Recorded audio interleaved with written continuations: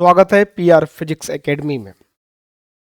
जैसा कि आपको बताया गया था कि 1 अप्रैल से हम लोग क्लास 11th का और क्लास 12th का एक बैच स्टार्ट करने वाले हैं। फ्री ऑफ कॉस्ट रहेगा सभी स्टूडेंट्स के लिए। और उसी क्रम में आज क्लास 11th को स्टार्ट करने से पहले मैथमेटिकल टूल्स के बारे में थोड़ी सी जानकारी करना जरूरी हो जाता है।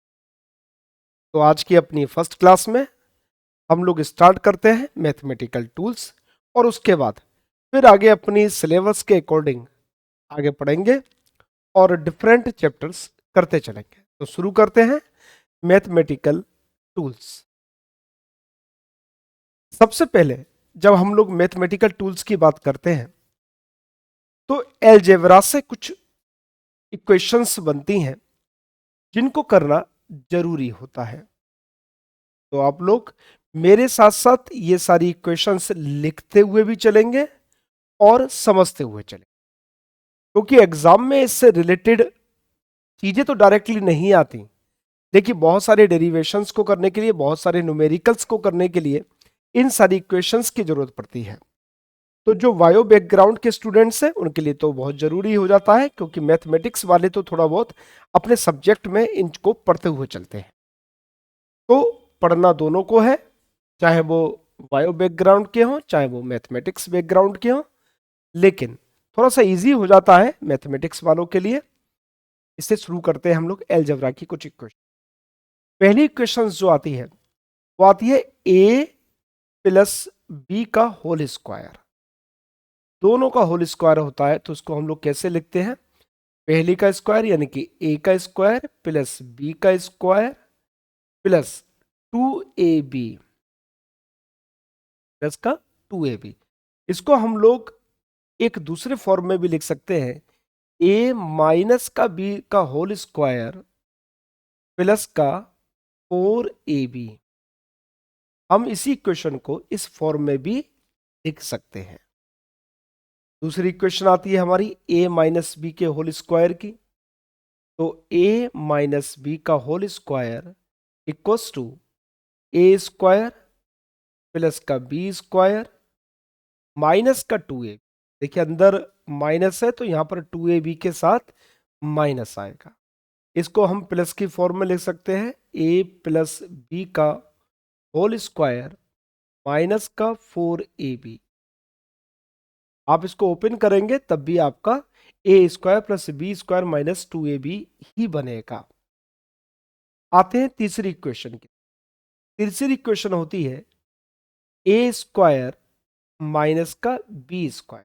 दोनों का अलग अलग स्क्वायर है, दोनों के बीच में माइनस का साइन है। तो इसको हम लोग लिखेंगे ए प्लस बी इंटू ए माइनस। ये इक्वेशंस बहुत ही यूजफुल है आपके लिए। बढ़ेंगे अगली क्वेश्चन की ओर। अगली क्वेश्चन है इनका होल क्यूब, ए प्लस बी का क्यूब। इस इक्वेशन को अगर हम खोलेंगे तो आएगा हमारा पहले का क्यूब यानी कि a cube plus b cube plus 3a into b bracket में ए प्लस। याद कर लीजिएगा, इनको लिख लिख कर प्रैक्टिस कर लीजिएगा। आपके बहुत सारे डेरिवेशंस में ये सारी इक्वेशंस आती हैं तो वहां पर फिर स्टूडेंट्स खेल जाता है कि ये क्या हो गया।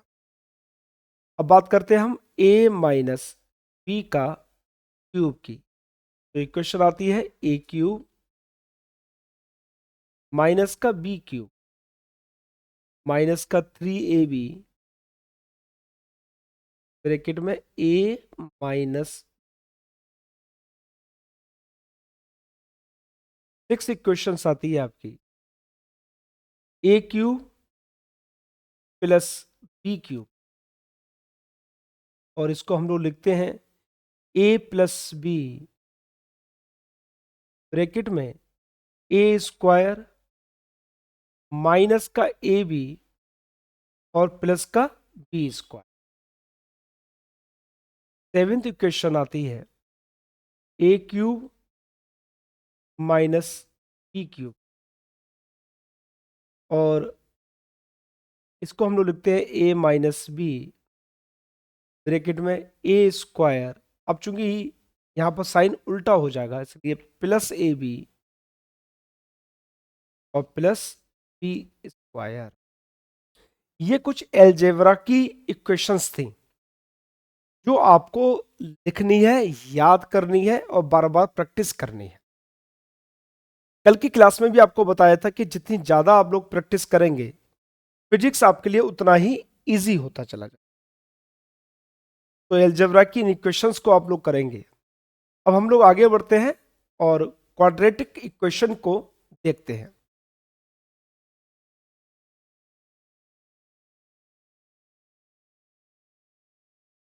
इक्वेशन, अब क्वेश्चन ये आ जाता है कि भाई किस इक्वेशन को हम क्वाड्रेटिक इक्वेशन कहेंगे? जिस इक्वेशन में सेकंड डिग्री होती है, यानी कि पावर 2 होती है किसी भी एक अननोन वेरिएबल की, उसको हम क्वाड्रेटिक इक्वेशन कहते हैं। तो इसकी थोड़ा सा डेफिनेशन भी लिख लेंगे। एन इक्वेशन ऑफ, लिखेंगे बेटा एन इक्वेशन ऑफ, इक्वेशन को ऊपर की ओर एन करके लिख देंगे तो भी समझ लीजिएगा। An equation of second degree of second degree is called a quadratic. अब चूंकि ये क्लास मैथमेटिक्स की नहीं है इसलिए बहुत ज़्यादा डिटेल में हम लोग नहीं जा रहे हैं। जितना हमको नीड है उतना ही हम लोग पढ़ेंगे। तो इक्वेशन क्या बनेगी? ए एक्स स्क्वायर प्लस का बी एक्स प्लस का सी इक्वल्स टू 0। देखिए इसमें x की पावर 2 है तो ये एक सेकेंड डिग्री इक्वेशंस हैं जिसको हम लोग क्वाड्रेटिक इक्वेशन कहते हैं। अब इसमें क्वेश्चन कहाँ से बनता है या कहाँ पर हमारे लिए ये यूजफुल होती है? कई बार इसमें रूट निकलवाया जाता है। तो क्वाड्रेटिक इक्वेशन का रूट निकालते कैसे हैं? तो the root of a quadratic equation, तो कैसे निकलेंगे? द रूट्स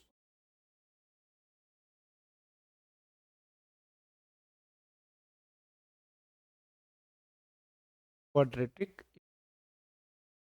तो रूट क्या है? जैसे मान लीजिए इसका एक्स रूट है तो X equals to minus B plus minus root में बी स्क्वायर माइनस का 4ac divided by 2a।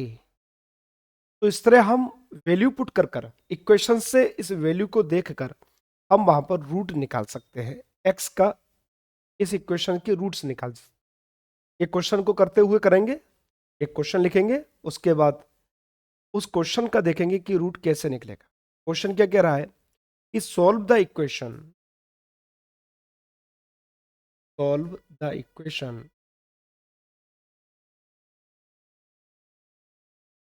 6x square minus का 13x प्लस का 6 इक्वल्स टू। अब इस इक्वेशन को हमको रूट निकालना है। एक अननोन वेरिएबल है x, उस x की वैल्यू फाइंड आउट करनी। तो इसमें हम क्या कंपैरिजन करेंगे इस इक्वेशन की? A x square plus b x plus c equals to 0 से इसकी कंपैरिजन।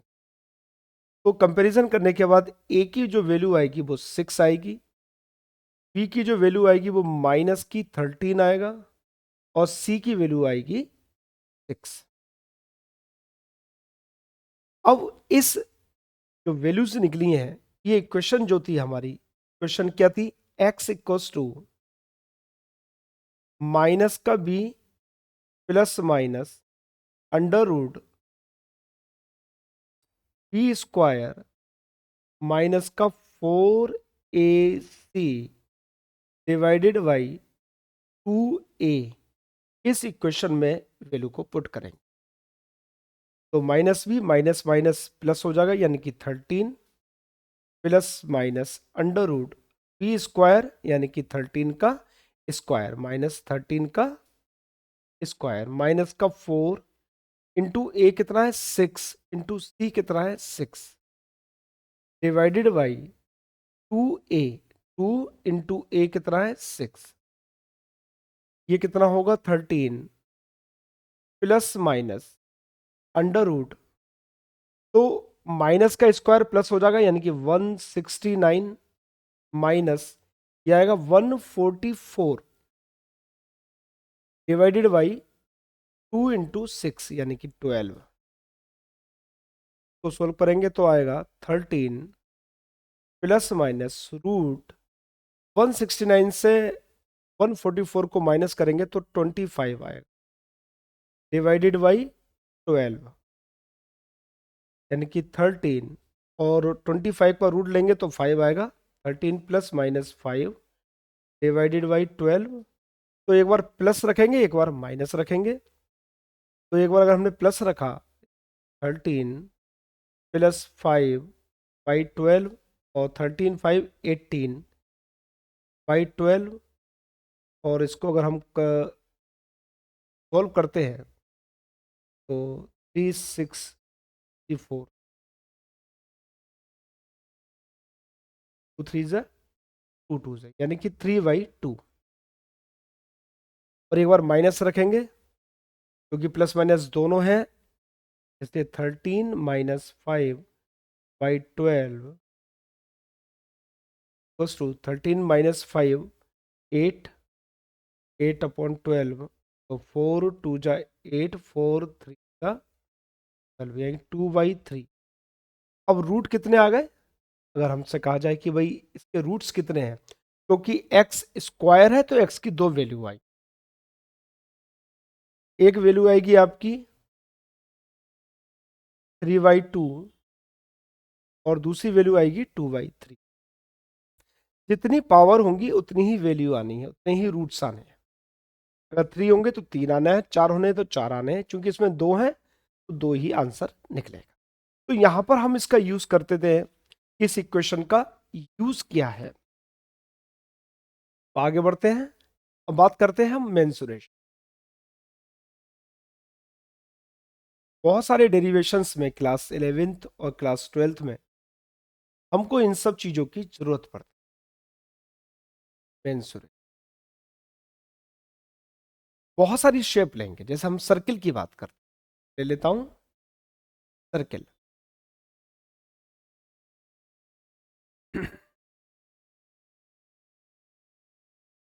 सबसे पहले हम सर्किल की बात मान लेते हैं एक सर्किल लिया हमने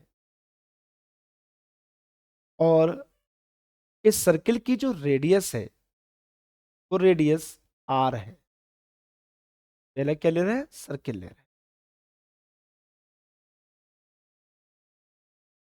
अब यहां से क्वेश्चन आता है कि इसकी सरकमफ्रेंस क्या इसका एरिया क्या है तो सरकमफ्रेंस का अर्थ है कि अगर हम पॉइंट ए से चलना शुरू करें और इसकी बाउंड्री बाउंड्री होते हुए चले और वापस लौटकर ए पर ही लौट कर आ जाएं तो जो डिस्टेंस हमने ट्रेवल की है वो सरकमफ्रेंस कहलाता है और वो कितना एंगल घूम लिया हमने 360 घूम ली यानी 2 पाई एंगल घूम ली और रेडियस कितनी है आर तो इसकी सरकमफ्रेंस किसी भी सर्किल की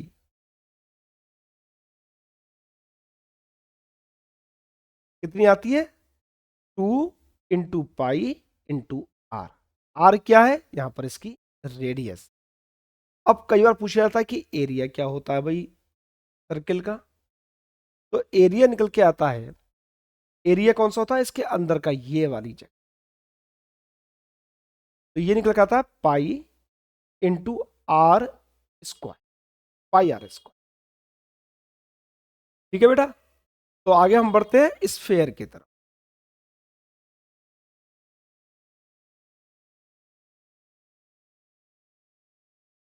सर्किल 2D शेप है स्फेयर 3D शेप देखते हैं इसमें अगर 3D शेप हुई तो स्फेयर को लेने की कोशिश करते हैं और इसमें 3D शेप नहीं है 3D शेप नहीं है इसलिए इमेजिन कीजिएगा एक बॉल बॉल आपका एक स्फेयर है तो सरफेस एरिया क्या होगा?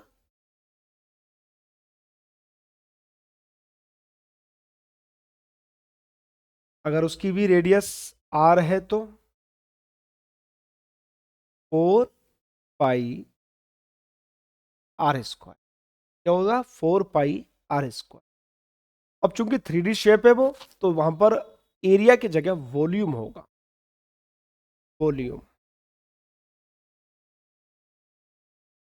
और वॉल्यूम होता है इसका 4/3 पाई r³। अगर रेडियस r है तो उसका वॉल्यूम आएगा 4/3 पाई r³। तो लिख लीजिएगा, याद कर लीजिए। अब हम बात करते हैं नेक्स्ट शेप की, वो है सिलेंडर।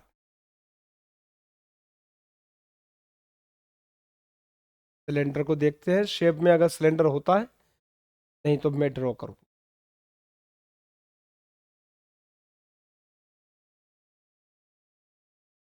है,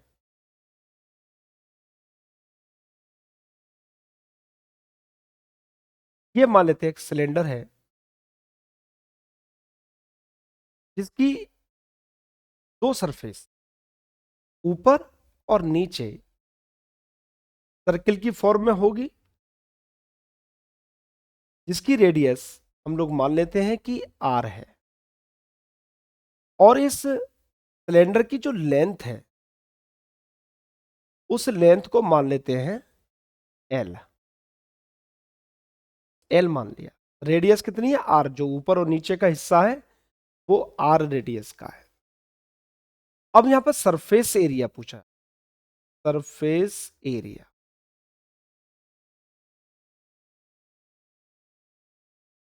सरफेस एरिया क्या होता है कि टोटल जो ऊपर का एरिया दिखाई दे रहा है सरफेस, जैसे कि ये वाला, नीचे वाला और ये गोल गोल वाला, इन सबके सम को इसका सरफेस एरिया कहा जाता है। तो इसका एरिया कितना आता है भैया? पाई r²। नीचे वाले का कितना आता है? पाई r²। और जो बीच वाला है, इसका कितना आएगा? इसका आएगा 2 पाई r l। और टोटल सिलेंडर का पूछ लिया जाए तो क्या आएगा भाई? पाई r² ऊपर वाला,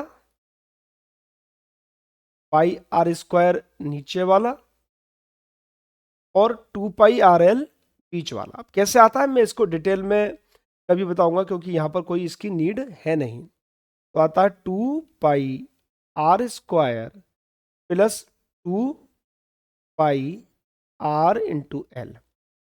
अब इसको इस तरह भी कर सकते हैं कि 2 पाई r कॉमन ले लिया हमने, और 2 पाई r कॉमन लेंगे तो यहां से r बचेगा और इधर से l बचेगा। तो 2 पाई r ब्रैकेट में r प्लस l। तो ये सरफेस एरिया निकल आएगा सिलेंडर का। वॉल्यूम क्या आएगा? वॉल्यूम का अर्थ है कि इसके अंदर का स्पेस, वॉल्यूम। तो वॉल्यूम आता है पाई r² × l, पाई r² × l। तो ये सिलेंडर का हमारा वॉल्यूम और सरफेस एरिया निकला। अब बात करते हैं हम कोन की।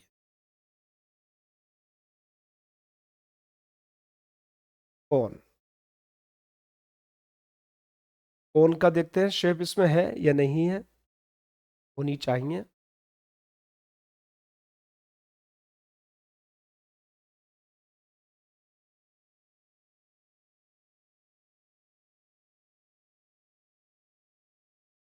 नहीं, चलिए एक ट्रायंगल की फॉर्म में मैं बना देता हूं। सपोज करते हैं मैं एक कौन बना देता हूं आपके लिए। कौन उस तरफ से होता है जैसे बर्थडे की कैप, आप लोगों ने सबने पहनी होगी। बर्थडे की कैप है, या जो हम लोग सॉफ्टी खाते हैं, वो कौन की फॉर्म में हो। तो इसकी हाइट होती है एक h,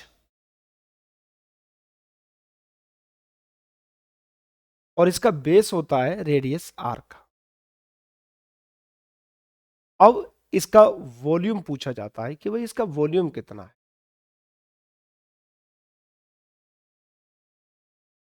वॉल्यूम होता है 1/3 पाई r² × h। 1/3 पाई r² h। कौन का क्या होता है? वॉल्यूम। तो इस चीज को याद रखिएगा। अब हम लोग इससे आगे बढ़ेंगे और देखेंगे कि यदि एक सर्कुलर मोशन हो रहा है, सर्किल में मोशन हो रहा है और कोई एंगल वहां पर ट्रेवल किया जाता है, जैसे मान लीजिए एग्जाम्पल के तौर पर ये इसका सेंटर है और एक कोई भी ऑब्जेक्ट इस पाथ पर ट्रेवल कर रहा है। जैसे मान लीजिए हाथ में एक रस्सी ली और उस पर एक हमने पत्थर बांध लिया और गोल गोल घुमा रहे हैं। बचपन में हम लोग सब लोग करते हैं, वही काम कर रहे हैं। तो जो मोशन कैसा होगा, वो एक सर्कुलर मोशन, एक सर्किल में वो हमारा पत्थर ट्रेवल करेगा। तो मान लेते हैं इसका सेंटर ओ है और ये एक पॉइंट ए है और इसकी रेडियस है बेटा आर। अब ये जो पत्थर है ये पॉइंट ए से चलना शुरू कर, और पॉइंट ए से चलते चलते चलते चलते चलते चलते कहां पहुंच जाता है, पॉइंट बी पर पहुंच। अब इस ए से लेकर बी तक को हम मेजर नहीं कर पाएंगे। क्यों? क्योंकि वो एक सर्कुलर मोशन में चल रहा है। फिर हम क्या करते हैं, हम कहते हैं कि कितना एंगल टिल्ट हो गया, कितना एंगल घूम लिया। तो अगर हम इसके सेंटर को बी से मिला दें तो ये जो एंगल निकल कर आता है थीटा या फाई कुछ भी कह लीजिए, वो एंगल ये, और ये मान लेते हैं कि ए से लेकर बी तक वो डिस्टेंस एल चला, जिसको हम लोग आर्क कहते हैं। अब इसमें जो एंगल सबटेंड किया गया इसके सेंटर पर, वो कैसे निकलेगा? वो निकलेगा, आप इसको इमेजिन कीजिएगा, ये ट्राइंगल की फॉर्म में है, लगभग लगभग मान लेते हैं। और ट्राइंगल की फॉर्म में है तो इसको हम पहले हेडिंग दे दें कि एंगल सबटेंडेड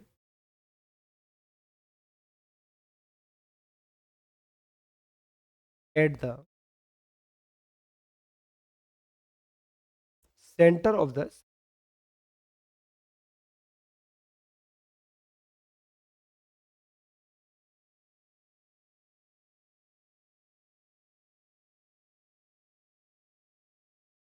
ठीक है, हम वो एंगल निकालना चाहते हैं। तो ये मान लेते हैं कि भाई ये एक ट्राइंगल है, लगभग लगभग हमें ट्राइंगल की फॉर्म में दिखाई दे रहा है, बहुत छोटा सा एंगल है। तो अगर हम इसमें टेन थीटा करते हैं तो टेन थीटा बेटा आएगा एल अपॉन आर। अब चूंकि एंगल बहुत छोटा है, if angle is very small,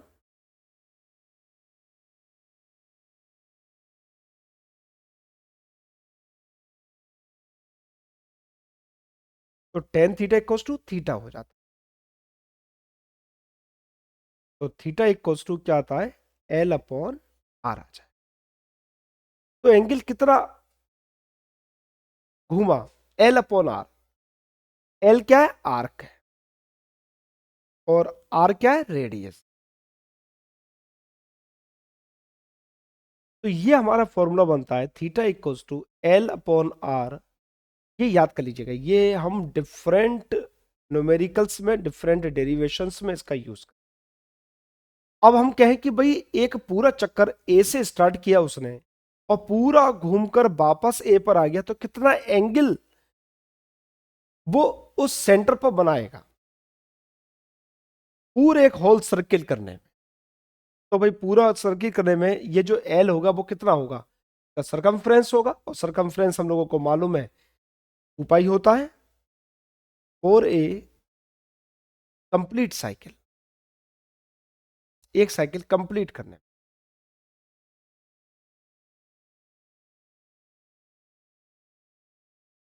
एक साइकिल कंप्लीट करने में एल कितना होगा, एल होगा बेटा 2 पाई आर इसके सरकमफ्रेंस। तो फिर थीटा कितना बनेगा, थीटा बनेगा एल कितना होगा बेटा 2 पाई आर, और इसकी रेडियस है आर। आर से आर कैंसिल आउट करेंगे, 2 पाई, और 2 पाई कितना एंगल होता है, 360 डिग्री। इसको भी याद कर लीजिएगा, 2 पाई कितना होता है, 360। तो फिर पाई क्या होगा, पाई रेडियन बराबर कितना होगा, तो आधा कर देंगे, यानी कि 180 डिग्री। कितना होगा, 180 डिग्री। तो ये हमारे कुछ क्वेश्चंस रहे, कुछ बातें रही जिनको हम लोगों को करना है। अब नेक्स्ट क्लास में हम ट्रिग्नोमेट्री के क्वेश्चंस देखेंगे, ट्रिग्नोमेट्री के रिलेशंस देखेंगे, उसको समझने की कोशिश करेंगे कि हमारा कहाँ कहाँ से क्वेश्चंस बनते। तो मैथ, क्योंकि आज बिल्कुल स्टार्टिंग क्लास है, पहली क्लास है, बहुत ज़्यादा आज नहीं पढ़ा रहे हैं, क्योंकि ज़्यादा पढ़ाने से फिर आपको भी समझ में नहीं आएगा। इसे लिखते हुए चलिए, एक नोट्स बना लीजिएगा, रजिस्टर बना लीजिएगा, और मैं यहाँ पर आपको पूरे नोट्स बनवाऊंगा, एक एक चीज क्लियर करूंगा, एक एक कॉन्सेप्ट क्लियर करूंगा, और सारी चीजें आपको लिखवाता हुआ चलूंगा। जैसे कि किसी भी क्लास में नोट्स भी प्रिपेयर होते हैं, उसी तरह यहाँ पर भी नोट्स प्रिपेयर होंगे। तो हम लोग नेक्स्ट क्लास में मिलेंगे, छोटी छोटी क्लासें लेंगे जिससे कि बहुत ज़्यादा बर्डन बच्चों पर ना पड़े। तो अब हम लोग नेक्स्ट में ट्रिग्नोमेट्रिकल रिलेशंस पर बात करेंगे, और फिर ये हमारा मैथमेटिकल टूल्स वाला चैप्टर कंप्लीट हो जाए, फिर हम लोग यूनिट एंड मेजरमेंट पर पहुंचे। Thank you.